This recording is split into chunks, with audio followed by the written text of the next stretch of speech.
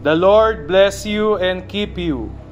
The Lord make his face shine upon you and be gracious to you. The Lord turn his face towards you and give you peace.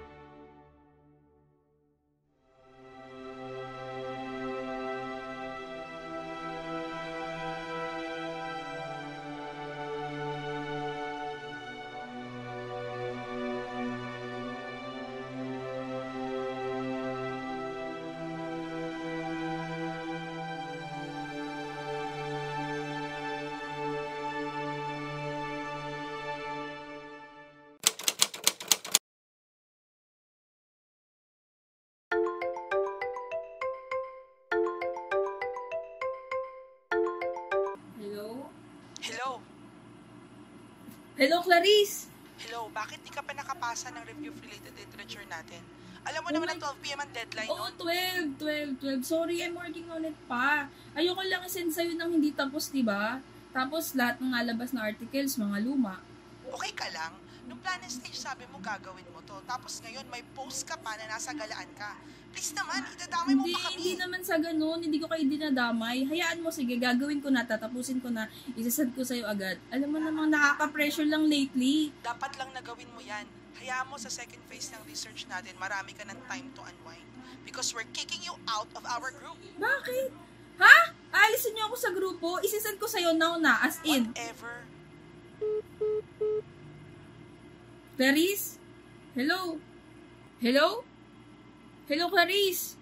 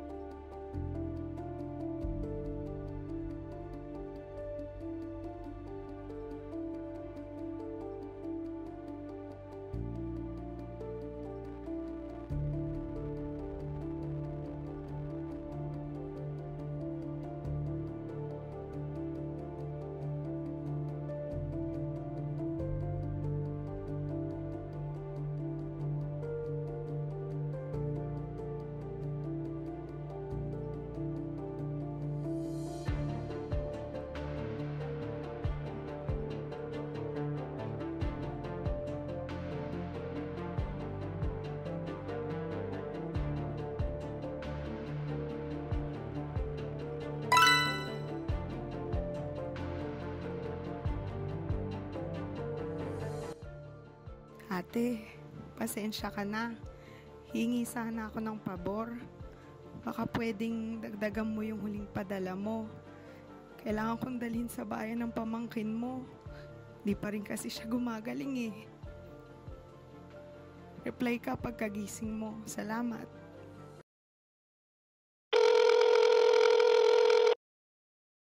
Hello, Ma. Oh, bakit? Nak, bakit kulang yung padala mo sa amin ng papa mo last month? Alam mo namang mahal ang maintenance namin. Ang hirap naman ng ganto. Paano yun? Ang dami kong binayaran. Tapos, kakalipat ko lang ng apartment. O, nagbayad pa ako dito. Tapos, kakasimula ko lang sa trabaho. Tapos, tumawag pa si... Pinadala mo na naman yung kapatid mo, no?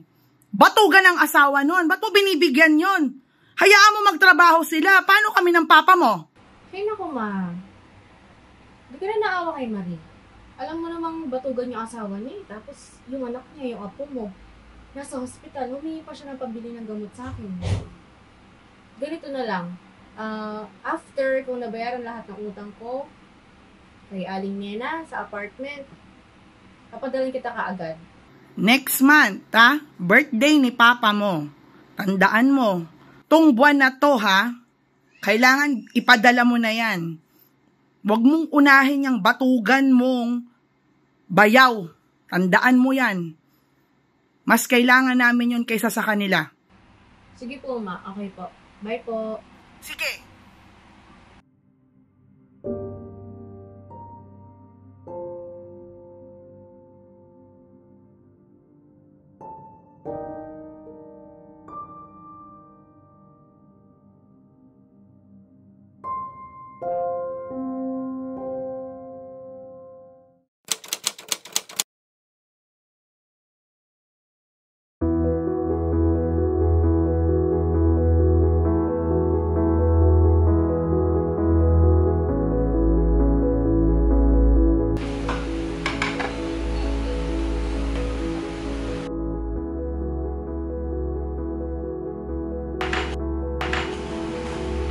Chloe, Clark, mga anak, kain na tayo.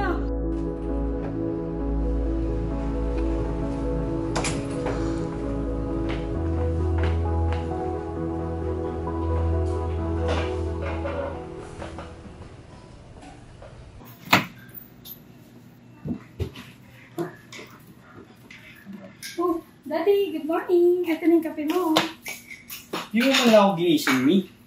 May meeting kami ngayon. Ay, sorry Daddy kasi kagabi, dumating kagabi na. Inisip ko naman baka pagod ka. Pero balak naman kitang gisingin pagkatimpla ng kape mo. Sinabihan naman kita. Alam mo, may meeting kami ngayon. Naghihintay na yung mga kliyente. Sorry Daddy. Kumain ka muna bago ka umalis. Sus, alam mo namang marami kaming ginagawa ngayon.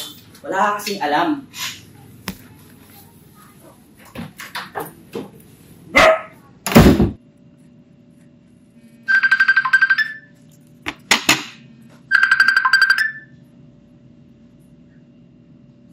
Hello sis. Hello, malungkot ka na naman, no? Oo, nag-away na naman kami ni Marvin eh. Try mo na kasi yung sinasabi kong dating app. Naku sis, syempre, mahirap din naman yun. Lagi na lang kami ganito, lagi na lang kami nag-aaway. Ano ka ba? Happy-happy lang yan dating app na yan. I-upload mo na, go na. Ano ba yung dating app na yan? Wala. Kausap mo lang sila, tas happy-happy lang, para lang hindi ka ganyan kamiserable. Kaya nga eh. Alam mo sis, nagsasawa na talaga ako. Lagi na lang kami ganito. Well, kailangan mo ng kausap at di mo yan makikita sa asawa mo. Upload mo na at makipag-chat ka na. O sige sis, itatry ko. Titin ako mamaya pagka siguro wala na akong ginagawa, itatry ko sis. Sige, happy-happy lang ha. Bye, sis! Okay sis, thank you.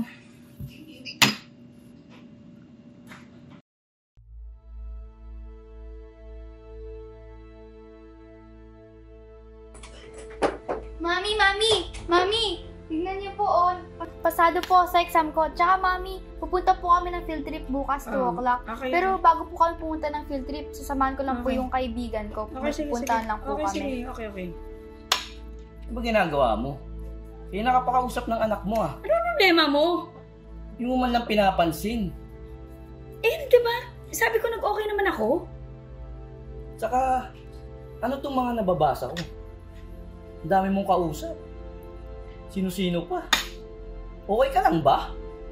Okay? Tinatanong mo ko kung okay ako? Sigurado ka? Bakit, Mami? Ano ba bang kulang? Lahat naman binigay ko sa inyo Nagtatrabaho ako para sa inyo. Oo, pero kulang. Hindi sapat yon. Hindi ko mo nagtatrabaho ka, okay na yon. Nagtatrabaho ako para sa kinabukasan nila. Para sa kinabukasan? Sigurado ka? Ha? Sigurado ka? Sarili mo lang iniintindi mo, ni wala ka nga oras sa amin eh. Wala akong oras? Bakit? Ano bang gagawin ko? Ano bang alam mo sa amin? Wala kang alam, puro magtrabaho. Trabaho! Trabaho! Lahat na lang, trabaho!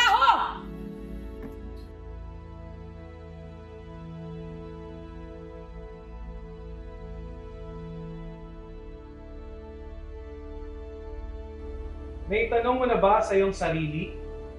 Bakit parang lahat ng ginagawa mo mali? May maapektuhan, may masasaktan. Pilit mong hinahanap saan ka nagkamali.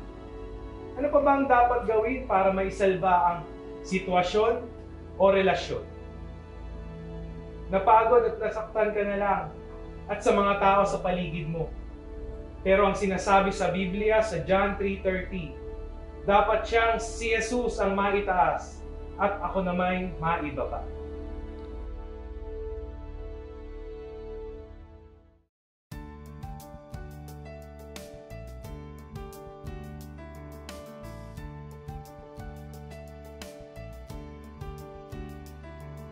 Ikaw man ay tila napapagod sa hamon ng buhay, unahin mo siya sa umaga. Manalangin ka at ipagkatiwala mo ang mga susunod na pangyayari sa Kanya. Itaas mo si Jesus sa iyong gawain.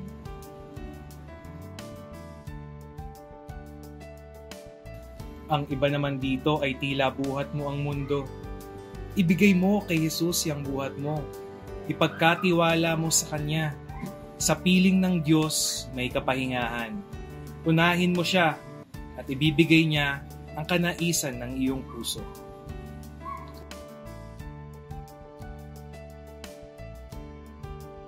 Hanggat hindi mo sinusuko kay Jesus yang parte ng buhay mo na pilit mong inaayos, paulit-ulit lang ang mangyayari.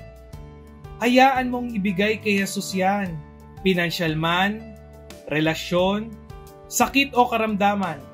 Itaas mo ang pangalan ni Jesus sa parting yan ng iyong buhay. Tiyak na pambihirang katagumpayan ang iyong mararanasan.